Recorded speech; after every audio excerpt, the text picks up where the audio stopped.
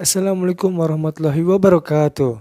Kembali lagi bersama channel Jejak Sejarah dan Budaya. Bagaimana teman-temannya semua keadaannya? Semoga sehat selalu ya. Pada kesempatan kali ini kita akan membahas tentang pembagian 3 kelompok suku Betawi. Untuk lebih jelasnya, yuk kita simak penjelasan berikut ini bersama pecinta sejarah kita, Bang Tori. Bang, mau nanya nih Bang, Apaan tuh? bagaimana sih pembagian 3 suku Betawi ini? Ya, tadi Abang Adi nanya, gimana sih pembagian 3 suku Betawi ini gitu. Baik, Abang akan jelasin ya. Pada dasarnya, suku Betawi itu terbaginya menjadi 2 bagian. Awalnya menjadi 2 bagian gitu. Yang pertama itu Betawi Tengah dan yang kedua Betawi Kampung atau Betawi Pinggir gitu. Kenapa dinamakan Betawi Tengah? Karena pada zaman dulu di sekitaran tembok Batavia, orang Betawi itu tinggalnya bisa dibilang yang sekarang ini menjadi wilayah Jakarta Pusat dan juga Jakarta Utara ya, dan sekitarnya. Tapi daerah yang sekarang Jakarta Selatan, Jakarta Timur, dan Jakarta Barat itu dulu tidak masuk ke dalam daerah Betawi Tengah atau Batavia. Hanya beberapa aja, nggak seluruhnya gitu. Nah, tapi kalau kita bagi menjadi bagian yang terdalam atau yang lebih spesifik, itu bisa dibagi menjadi 3 bagian. Yang pertama Betawi Tengah. Betawi Tengah itu orang-orang yang tinggal seperti yang tadi saya bilang di tengah kota di sekitaran Batavia kalau zaman kolonialnya. Daerah Betawi kota itu bisa dibilang diumpamakan kalau sekarang itu dari stasiun Beos yang dulunya stasiun Beos sekarang jadi stasiun Jakarta Kota, dan daerah barat itu batasnya itu sampai Cideng, kalau daerah selatan sampai Menteng dan Tanah Abang. Kalau daerah timur batasnya itu daerah Senen sampai Matraman. Kalau zaman dulu nih daerah Jatinegara atau yang disebut Mister Cornelis itu kagak masuk ke dalam daerah yang dinamakan disebutnya itu tempat berkumpul orang Betawi, yakni Betawi Tengah. Nah, jadi kalau dibagi lagi menjadi pembagian yang spesifik, Betawi Tengah letaknya seperti yang tadi disebutkan. Kemudian ada Betawi Kampung dekat kota. Nah, yang dimaksud Betawi Kampung ini Bang Adi, dia letaknya itu tempat tinggalnya di pinggiran kayak kita nih, kan di Jaksel Kebagusan. Nah, tapi nggak jauh dari kota Jakarta Pusat tuh, dari kalau yang sekarang kan namanya SCBD tuh, yang tempat rame tuh kan.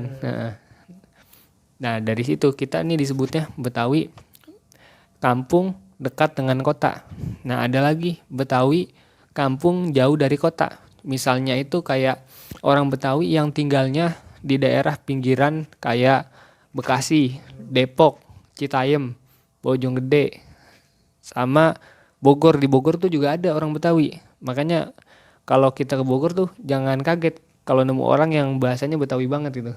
Jadi nggak seluruhnya itu orang Sunda, ada orang Betawi juga. Nah, kayak gitu. Nah, untuk kita mengetahui identitasnya, pengenalannya, membedakan Betawi Tengah, Betawi Kampung dekat kota, dan Betawi Kampung jauh dari kota itu gimana sih? Nah, caranya gampang, dari kita ngelihat bahasanya aja gitu. Mungkin kalau zaman dulu kita lebih gampang ya untuk mengidentifikasikan mana yang Betawi Tengah, mana yang Betawi Kampung dekat kota, dan Betawi Kampung jauh dari kota. Tapi mungkin kalau sekarang kan udah ngebaur ya, udah banyak suku-suku yang datang di Jakarta. Jadi ya bahasanya campur aduk gitu, gado-gado gitu, nyampur aja semuanya. Paling yang bisa kita temukan ya bahasa ciri khas Betawi Tengah, yang dimana dia dalam penggunaan huruf A dan juga huruf A atau AH itu dirubah menjadi E. Contohnya kata kemana, apa, rumah, salah. Nah itu untuk orang Betawi Tengah dirubah menjadi ape, kemane, rume, sale gitu. Nah itu ciri khas Betawi Tengah. Pokoknya kalau kita dengar itu dia berarti orang Betawi Tengah. Contohnya kalau artis itu kayak Benyamin, kenal kagak Benyamin? Nah itu dia Benyamin penutur penggunaan bahasa Betawi Tengah sama Ida Royani itu. Kan kalau di film kan ngomongnya mau kemana lu gitu kan gitu kan ya. Nah kalau Betawi kampung dekat kota, dia dalam penggunaan huruf A dan juga huruf AH itu berbeda dengan Betawi Tengah. Kalau dia huruf A berubah menjadi E, sama kayak Betawi Tengah, AP, kemane. Tapi untuk penggunaan huruf AH atau A seperti rumah, salah, itu diganti menjadi H-nya itu hilang jadi salah, rumah. Nggak ada H-nya kan, kalau ada H-nya jadi rumah. Nah itu Betawi kampung dekat kota. Nah yang ketiga nih, yang terakhir, Betawi kampung jauh dari kota. Dia ini dalam penggunaan bahasa A dan juga bukan bahasa, huruf A dan AH itu berubah dalam kata apa, kemana, rumah, salah, berubah menjadi untuk apa dan kemana berubah menjadi apa, kemana. Nah, dia kadang ada koma di atasnya, mau apa, kemana gitu. Apa, kadang ada haknya juga.